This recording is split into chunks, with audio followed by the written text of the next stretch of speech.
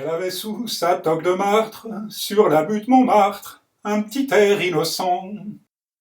On l'appelait Rose, elle était belle, elle sentait bon la fleur nouvelle, rue Saint-Vincent.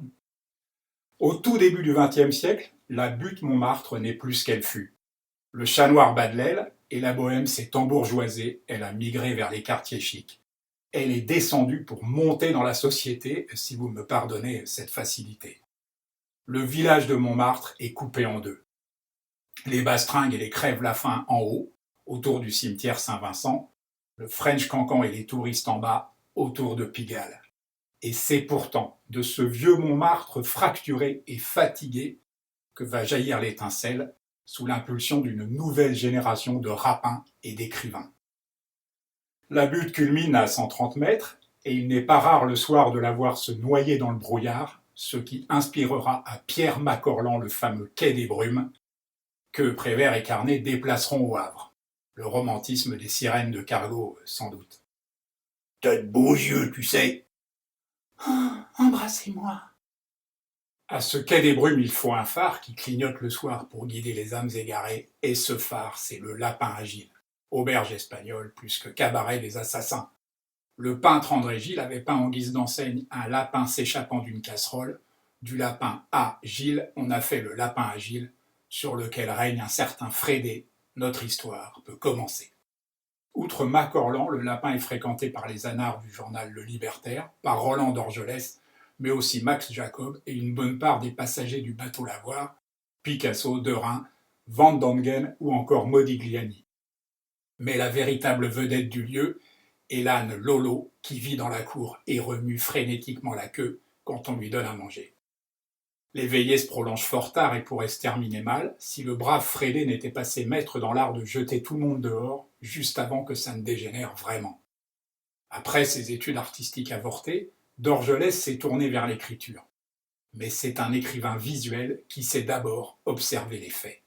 Et un fou de peinture. Seulement voilà, à peine l'impressionnisme s'est-il installé dans le paysage que déjà les cubistes veulent tout casser.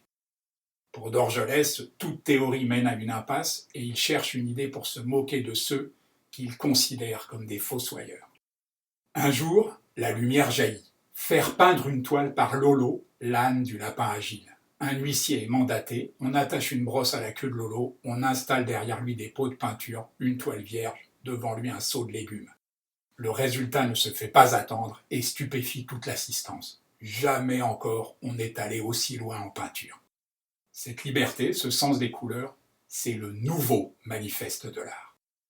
Roland d'Orgelès trouve un titre au chef-d'œuvre et le soleil s'endormit sur l'Adriatique. Mais quel nom donner à l'artiste?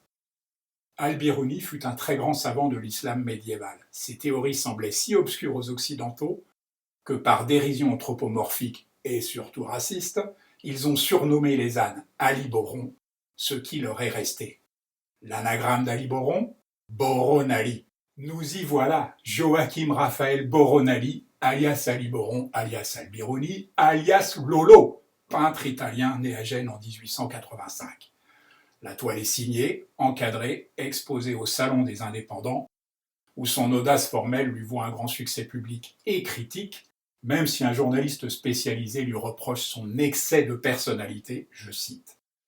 Succès qui tourne au délire lorsque Roland d'Orgelès révèle la supercherie. Dans un grand éclat de rire, la toile est vendue aux enchères, 400 francs, une somme très importante pour l'époque, qui sera intégralement reversée à l'orphelinat des arts. Après être passée dans les mains de différents collectionneurs, et le soleil s'endormit sur l'Adriatique, a intégré la collection permanente de l'espace Paul Bedu à Milly-la-Forêt, où vous pouvez encore l'admirer.